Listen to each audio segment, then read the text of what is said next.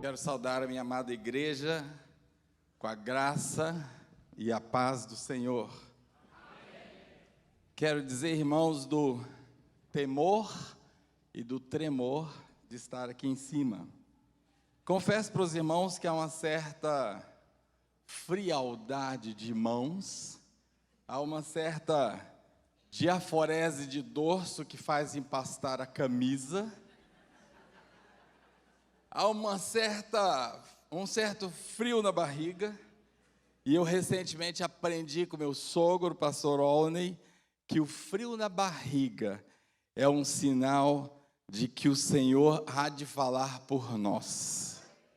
E quando não há frio na barriga, torna-se um discurso.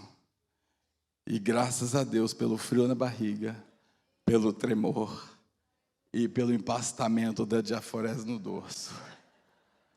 Portanto, irmãos, eu conto com a veemente intercessão dos irmãos para que aquele recado que eu tenho certeza nasceu no coração de Deus, e eu tenho a mais absoluta certeza, a mais absoluta convicção de que o Senhor te trouxe nesta manhã para ouvir. Não por causa de mim, mas apesar de mim, apesar da minha pequenez. Eu tenho certeza que o Senhor tem um recado absolutamente especial para a sua e para a minha vida nesta manhã. Eu confesso, irmãos, que esta é a terceira versão desta pregação. Pastor Marcelo, pragmático que é, formulou esse convite, que muito me honra, dia 26 de abril de 2023. Pensem num pastor organizado, absolutamente pragmático. E eu, tendo tempo, imaginem vocês, vim planejando, vim ruminando, e uma coisa incomodava, meus irmãos, o meu coração, e por isso as versões foram se multiplicando, até que não teve jeito, desaguei no meu Salmo 23. E ao ouvir esses louvores que o Senhor moveu o coração da Cris, certamente para trazer o nosso coração hoje pela manhã, eu louvei muito ao Senhor, porque, irmãos, eles calam profundamente aquilo que o Senhor vai falar ao nosso coração hoje. E eu tomei nota de alguns deles, e um louvor dizia que nós louvamos ao Senhor apesar das tempestades. Quem é que louva, quem é que festeja em plena tempestade? Tempestade é momento de pavor, é momento de angústia, não de festejo. Não é oportunidade festiva, absolutamente. Mas também nós cantamos que Ele é digno de louvor acima de qualquer coisa. Nós cantamos aquela imagem linda que o pastor Marcelo retomou depois, aquela imagem apocalíptica dos anciãos. Nós não entendemos bem que figuras são essas, quem são aqueles personagens, mas é linda a imagem de que eles entregam em rendição absoluta as suas coroas ao Senhor. Que imagem linda! E que testemunho para que o Senhor falasse ao meu coração de que, de fato, era exatamente sobre isso que Ele queria que nós pensássemos nesta manhã. Portanto, eu quero pedir aos irmãos que, mesmo assentados, mas com não menos reverência pela palavra de Deus, eu quero convidar os irmãos a abrirem as suas Bíblias no Salmo 23. E se essa porção da palavra de Deus não se encontra grifada, se essa página não está amarelada na sua Bíblia, eu peço que você mude essas características aí na sua Bíblia, que ela se torne amarelada pelo uso, e a grife, porque é uma porção extremamente rica da palavra de Deus. Então nós vamos falar, meus irmãos, deixa eu só ver se está funcionando aqui. Bom, eu vou pedir ajuda ali do pessoal. Agora está? Só volta um, por favor, querido. Ok, então nós vamos falar sobre o leão está nas ruas e o pastor está com você.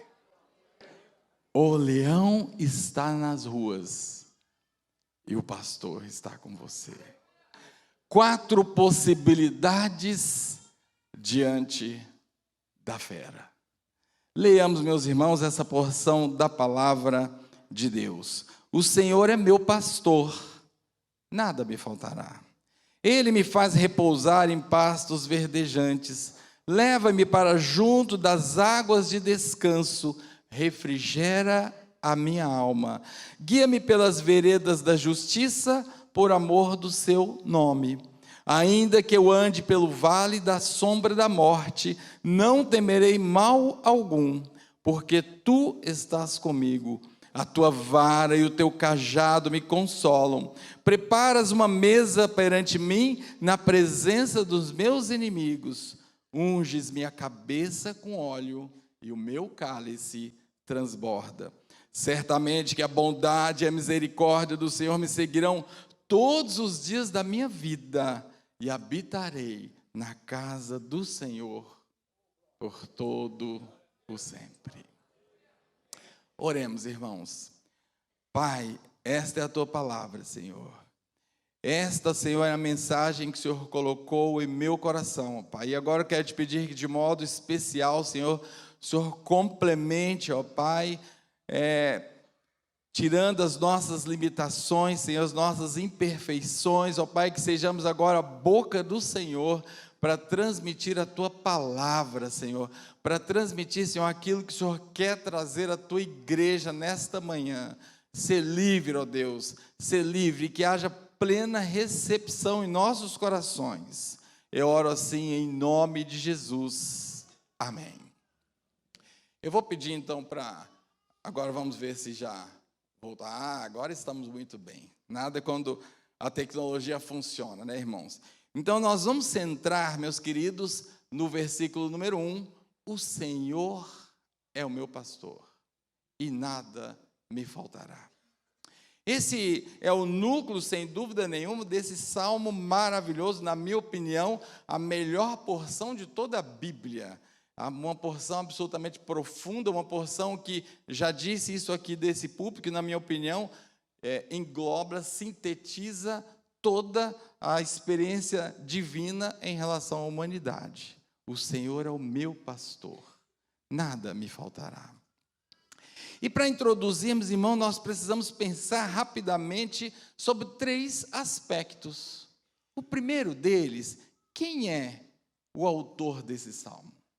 O autor desses salmos, meus queridos, é o próprio Davi, que veio a se tornar rei de Israel, o filho do senhor Jessé. Na época que ele escreveu esse salmo, provavelmente ele já fosse rei, mas ele se reporta à época em que ele era jovenzinho, quem sabe adolescente, vivenciando as agruras do campo como pastor de ovelhas.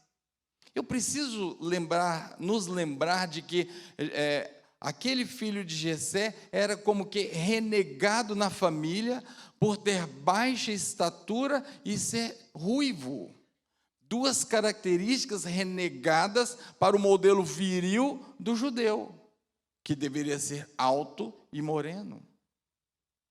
Então era uma vergonha tê-lo à roda da mesa, então que ficasse no campo distante dos olhares da sociedade. E é interessante a gente se lembrar desses aspectos, meus queridos. E agora esse jovem pastor, ele se ajunta com os pastores da vizinhança e sai para cuidar das poucas ovelhas de Jessé, o que nos leva a pensar que se tratava de uma família pobre. E agora ele está no meio da noite, ele vivencia essas situações, essas vicissitudes do pastor.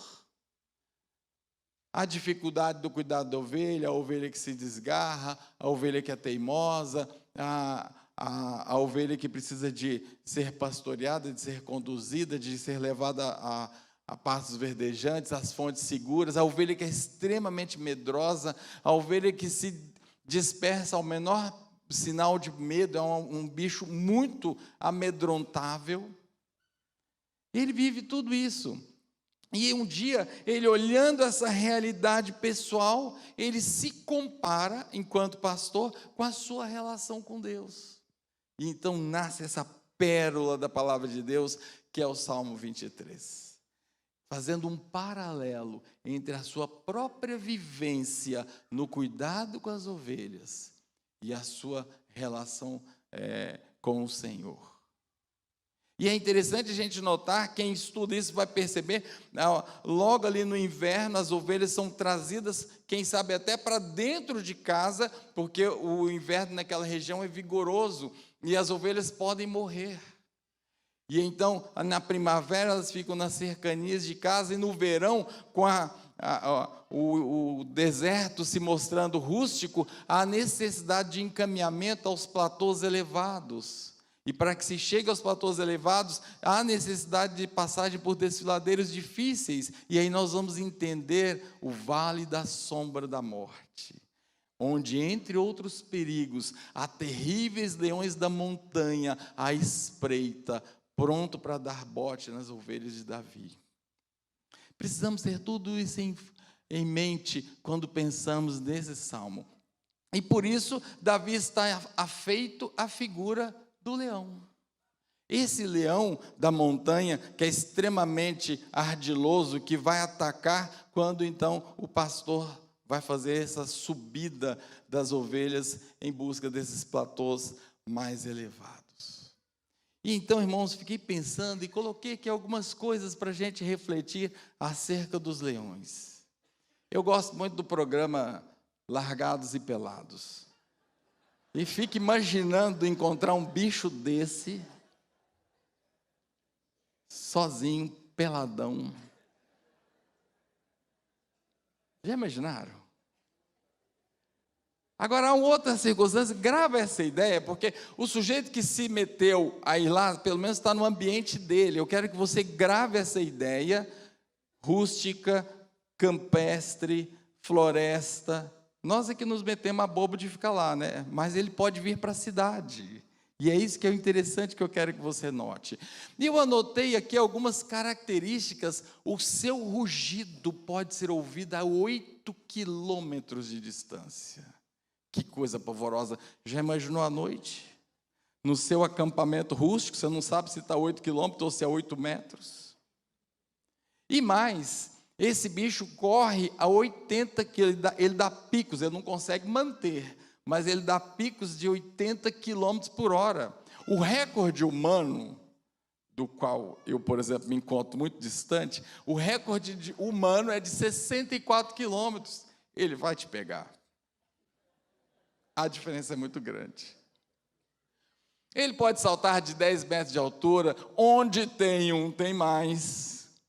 Os seus dentes podem chegar a 6 centímetros, trituram até 30 quilos. A força da sua mordida pode comprimir com a força de quase 1 tonelada. Já imaginou o que é isso? Que loucura!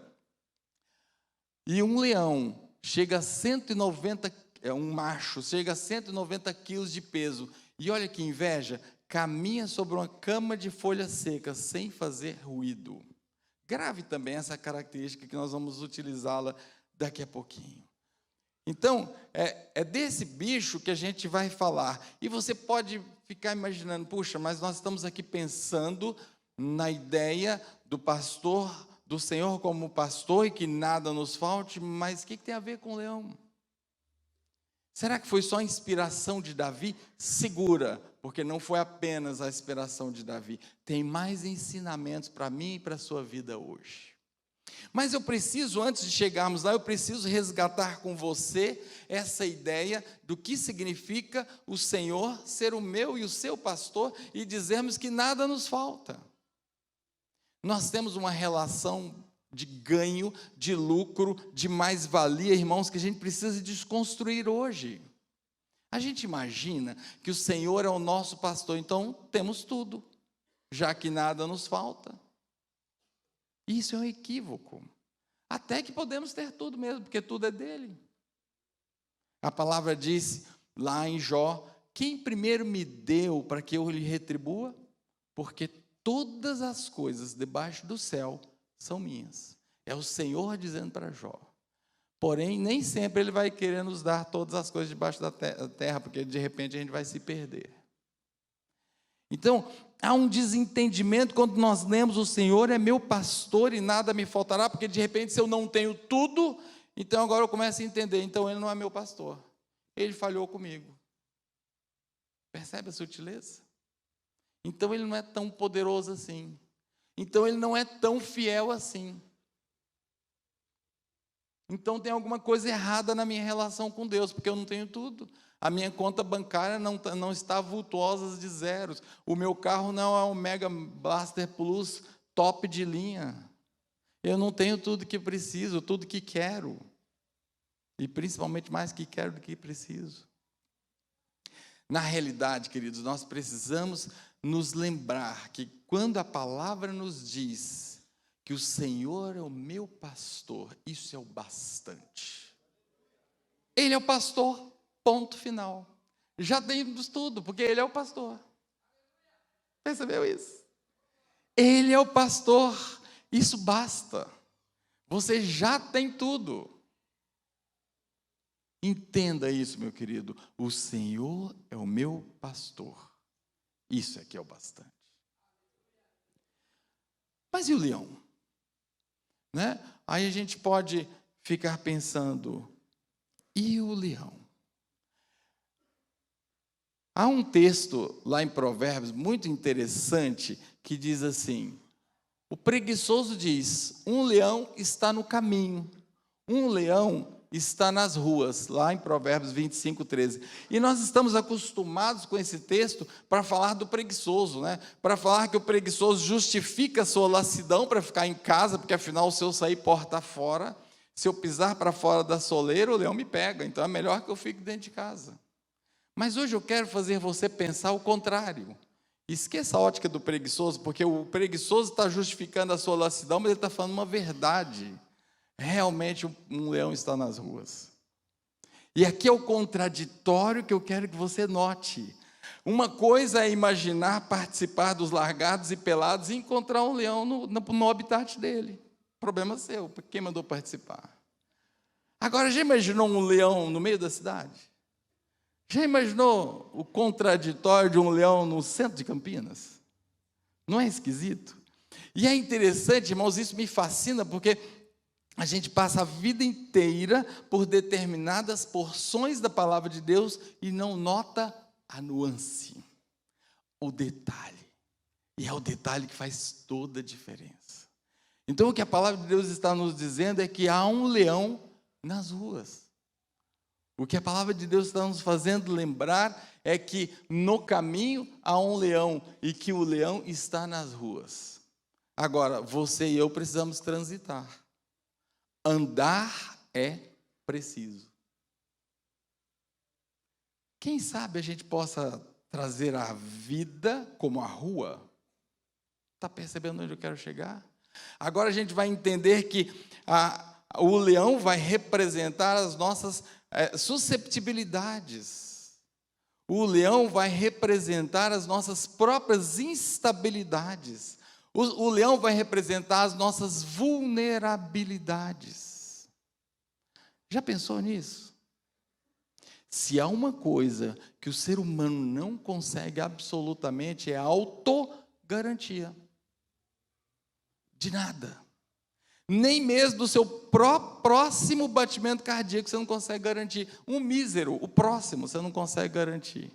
Se o Senhor não te der, lá está você, assistolia. Foi-se. É duro. É incrível. É flagrante a susceptibilidade, a incrível vulnerabilidade que nós andamos, em que nós vivemos. O leão está nas ruas. Quando a palavra de Deus fala em leão, ou em leões, há pelo menos duas figuras que nós podemos evocar, irmãos. Primeiro, a figura de Jesus, representado em leão. Veja o que Apocalipse diz: todavia, um dos anciãos me disse, próximo desse texto que o pastor Marcelo citou. Não chores, eis que o leão da tribo de Judá, a raiz de Davi, venceu. Jesus, o ressurreto, ele venceu. Ele venceu para abrir o livro e os seus 7 selos. Quem, irmãos? O leão da tribo de Judá. Encontrar esse leão é uma bênção. Encontrar esse leão é uma maravilha. Esse leão quer andar com a gente. O problema é que esse leão tem um caminho. E muitas vezes a gente não quer o caminho desse leão. O problema é que esse leão gosta de andar à frente. E aí muitas vezes a gente não quer segui-lo. Mas esse leão também está às ruas. Mas existe outro leão que também a gente vai encontrar na palavra de Deus. Vejam comigo o que está em 1 Pedro, primeira carta de Pedro, capítulo 5, versículo 8. Sede sóbrios e vigilantes. O diabo, tem dúvida, está aqui escancarado, está a identidade feita. Vosso adversário anda em derredor como o leão que ruge, audível a 8 quilômetros, procurando alguém para devorar. Agora aqui tem uma nuance. Como o leão? É criatura, se arvora de leão. Agora, não diz para mim nem para você que não seja perigoso. Sede sóbrios, vigilante, é perigoso sim. Agora, da ótica de Deus, é como o leão. Não dá para comparar com o leão da tribo de Judá. Diante da tribo do leão de Judá, ele é criatura, ele é coisa desprezível, ele é como. Mas para nós é um problema. Estão percebendo, irmãos? Esse leão está nas ruas. Então agora a gente vai olhar de volta para aquele texto. Agora a gente vai olhar de volta e entender que esse leão que está às ruas está pronto para nos atacar. É esse leão que amanhã, segundona, tem uma armadilha prontinha para você. É esse leão que amanhã, segundona, vai testar se você realmente é crente fora das 4 paredes da Igreja Batista Ágape. Se você realmente é cristão fora do domingo. E isso é bem sério, irmãos. E agora, com todo esse pano de fundo em mente, eu quero considerar com vocês 4 possibilidades, 4 cenários que podem acontecer diante do embate, diante do encontro com esse leão. O primeiro resultado, quando o leão que é inimigo das nossas almas, quando esse leão esse que se apresenta como leão nos ataca, a primeira possibilidade é essa aqui, irmãos. Rapidamente eu quero considerar com os irmãos. O pastor, o Senhor que é o nosso pastor, multiplica as forças do forte. Multiplica as forças do forte. Veja que a palavra de Deus deixa isso bem claro. Observe, esse aqui é um retrato de uma história que eu gosto muito. Estamos falando de Sansão. E eis que Sansão, na sua teimosia, era plano de Deus na verdade, ele desce, ele abandona a sua terra, ele vai para os filisteus, porque já era plano de Deus, ele vai arranjar uma namoradinha lá no povo inimigo.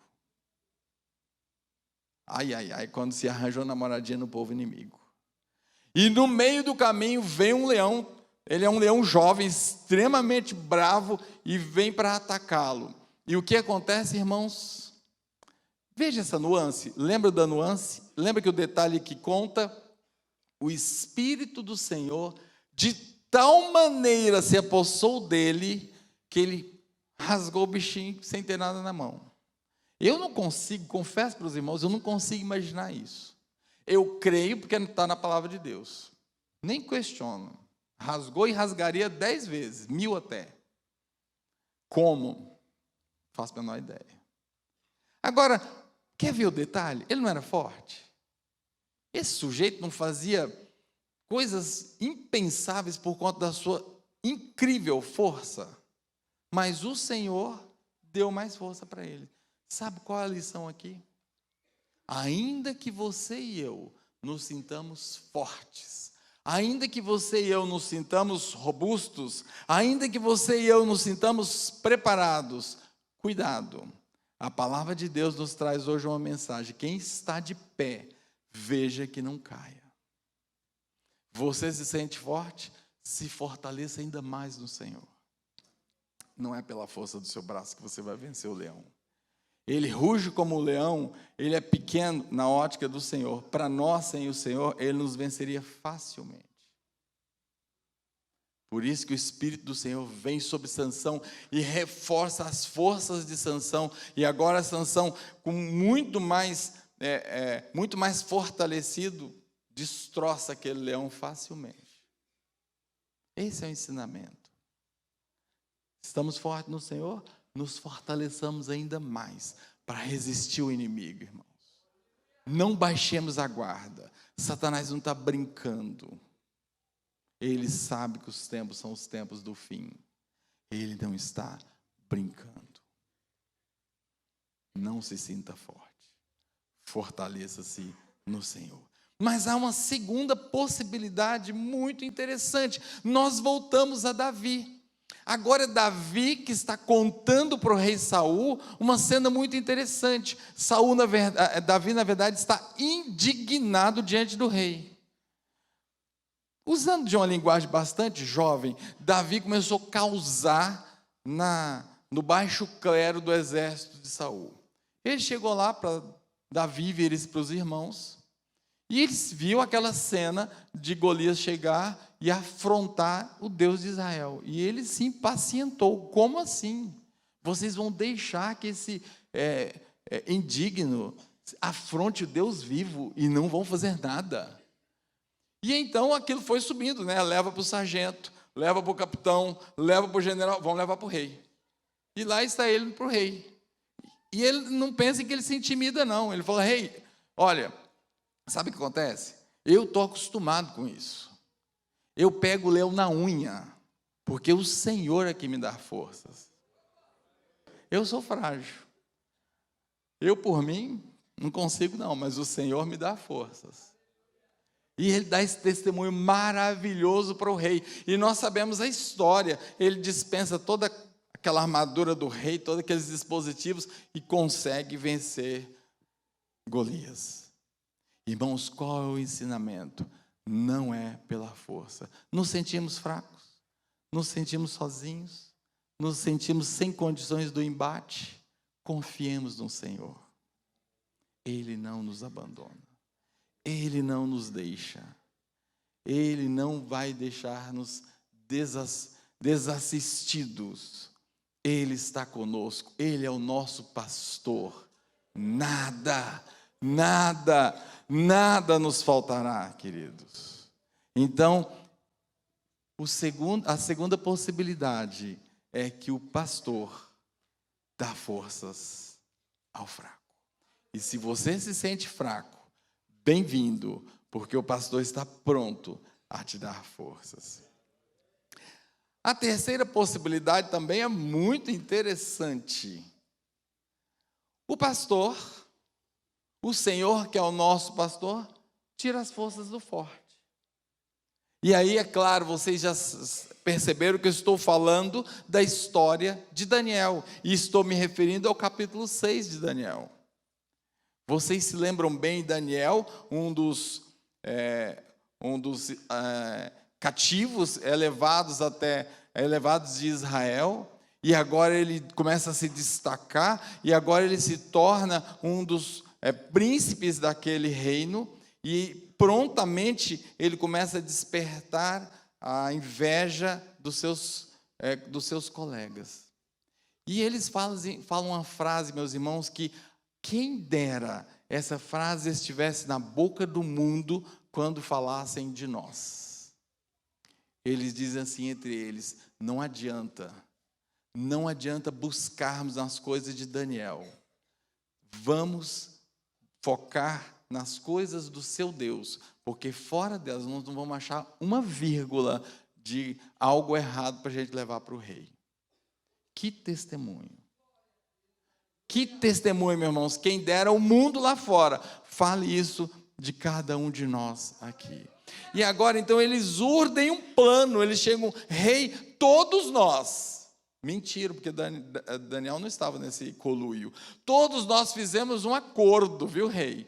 E estamos todos acordados de que durante 30 dias ninguém fará petição a Deus algum que não ao Senhor.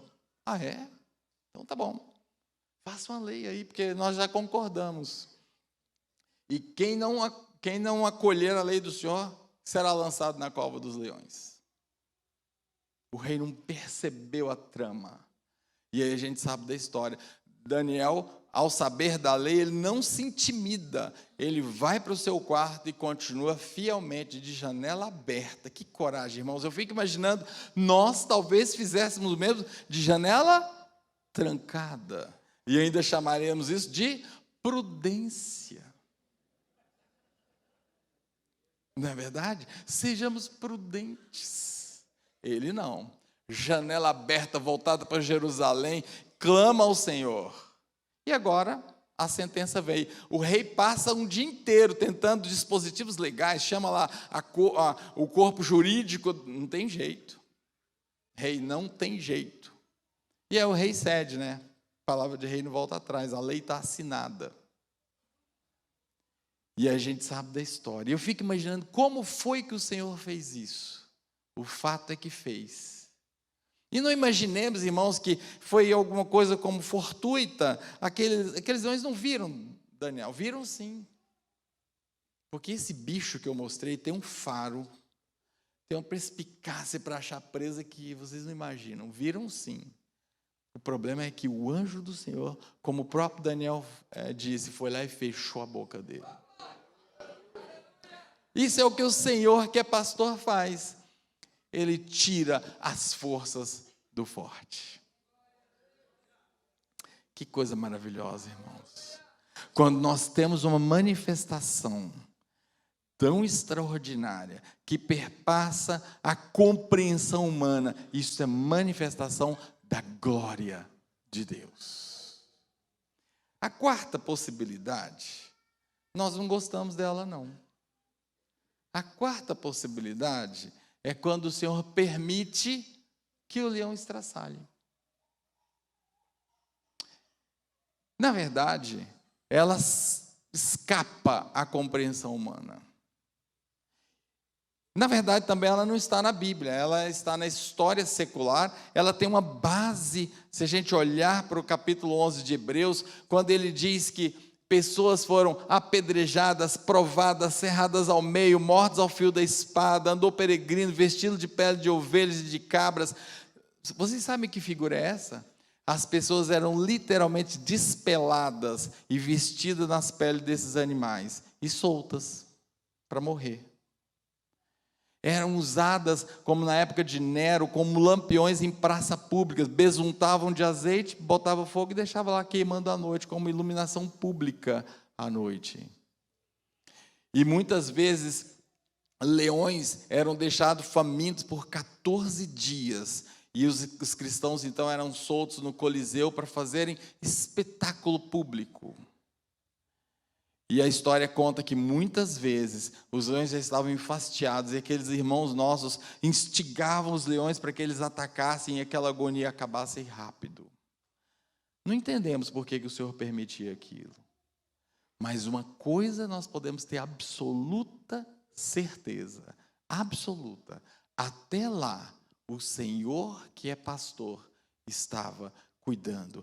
Até lá, o Senhor que é pastor não nos abandona. E nós vamos encontrar isso no versículo 4. Ainda que eu ande pelo vale da sombra da morte, ainda que o pior aconteça, o Senhor é conosco. Aprova o Senhor. E o Senhor os recebeu na glória, logo em seguida das mordidas daqueles leões.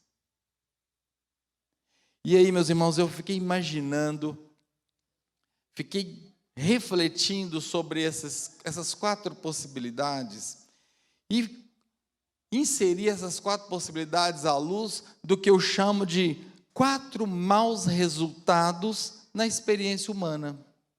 Nós temos por hábito, principalmente nós cristãos, a entendermos que todo mau resultado é obra de Satanás. Já pararam para pensar nisso? E, aliás, damos muito crédito a Satanás a respeito disso. Damos muita moral para Satanás. E eu queria, nesse finalzinho, considerar com vocês 4 classes de maus resultados para a gente poder concluir. Quando coisas ruins nos acontecem, uma dessas 4 possibilidades, preste atenção nisso, é o Senhor falando ao seu coração. A primeira possibilidade é a transgressão de leis naturais. Imaginem, por exemplo, que eu resolva saltar do 2º andar de um prédio. É certo que eu vou colher algumas fraturas, porque existe a lei da gravidade. Nem mesmo Jesus, quando andou sobre as águas, anulou a lei da gravidade. Sabiam disso? Como que nós podemos saber disso? Porque Pedro, o afoito, quando se meteu aí, então, Senhor, se é o Senhor, manda que eu vá ter com o Senhor. Vem. Ele foi. E quando ele olha para as forças das águas, o que acontece? Ele começa a afundar. Opa, então a lei da gravidade estava ativa.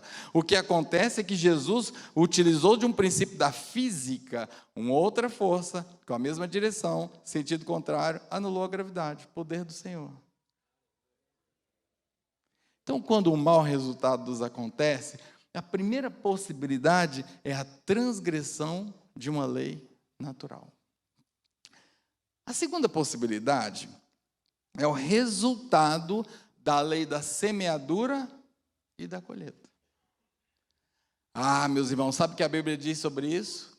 Nisto, Deus não se deixa escarnecer. O que o homem semear, isto também colherá. E deixa eu dizer rapidamente para você algumas características. Primeiro, ninguém está fora dessa lei. Ninguém está fora dessa lei. Não acontece comigo, estou de boa. Nisso, Deus não se deixa escarnecer. Segundo, a espécie que você colheu, vai receber. Plantou amenidades, colhe amenidades. Plantou grosseria, grosseria. Terceira característica, há um delay. E esse delay de tempo ele é enganador. Você planta hoje, nada aconteceu, estou de boa. Não dá nada. E a quarta característica é o princípio da multiplicação. Ninguém planta um grão de milho para colher um grão de milho. Já parou para pensar nisso? Ele se multiplica. A terceira possibilidade que você pode estar diante de um mau resultado são provações do Senhor. Acerca delas, é melhor você ouvir. Eu costumo dizer que quem não aprende, repete o ano. O Senhor muitas vezes quer te ensinar diante de algumas situações. Não aprendeu, Ele continua aplicando a lição, até que você aprenda. E somente a quarta possibilidade, irmãos, o mau resultado é produto do que a gente mostrou, é produto do ataque desse leão. E esse a gente pode contrapor com as armas que o Senhor nos tem dado. E eu quero finalizar com essa ideia. Há corrente no nosso meio uma ideia de que eu preciso ter um resultado positivo da presença de Deus. Se o Senhor der força ao forte, estamos juntos, Senhor. É sinal da tua presença. Se o Senhor der força ao fraco, então, maravilha. Senhor, o Senhor é maravilhoso, estamos juntos. Se o Senhor tira forças do forte, que maravilha. O Senhor travou a boca do leão, o Senhor é maravilhoso. Mas se o Senhor permite que o leão estraçalhe, que Deus é esse? Deus não está comigo. Olha os resultados que eu tenho. O que está acontecendo com a minha vida? Não é possível. Isso não é coisa de Deus. Ou alguma coisa está errada comigo, ou está errada com Deus. Por conta disso que eu chamo da visão capitalista da presença de Deus. Queremos resultados para aferir a presença e a realidade de Deus em nossas vidas. Não há de ser assim, irmãos. O Senhor é soberano. A realidade do Senhor, que é pastor, não depende do resultado. Ele é pastor. Ponto final. Não depende do resultado. Eu não sei como está a sua vida, eu não sei como foi a sua semana, eu não sei como será a sua semana, eu não sei que ataque de leões você terá, eu não sei o quanto disso calhou profundamente no seu coração, eu não sei quanto dessa circunstância que nós mencionamos, você se reconheceu na sua vida. Uma coisa eu quero dizer para você: o Senhor quer mudar a sua circunstância, o Senhor quer se mostrar ainda mais forte na sua fortaleza, o Senhor quer te fortalecer se você se sente fraco, se você se encontra decepcionado com Deus, se você acha que o Senhor não é mais o seu pastor. Ele hoje quer se renovar com você, Ele hoje quer ser o seu bastante pastor, Ele hoje quer te fazer entender que Ele é pastor, e isso é tudo, independente do que aconteça. Ele quer te dar essa certeza e essa segurança. Considere isso com o Senhor. Considere se colocar diante do Senhor. Esse Senhor que é pastor, Ele está pronto para te receber hoje. Esse Senhor que é pastor está de mãos estendidas para cada um de nós hoje. Nós que vivemos susceptibilidades, vicissitudes, nós que somos tão falhos e que não conseguimos nada em termos de autogarantias, temos a absoluta garantia do pastor. Esse pastor está absolutamente disponível. Ele quer mudar nossa história hoje, independentemente das circunstâncias. O Senhor quer se fazer presente em nossas vidas hoje.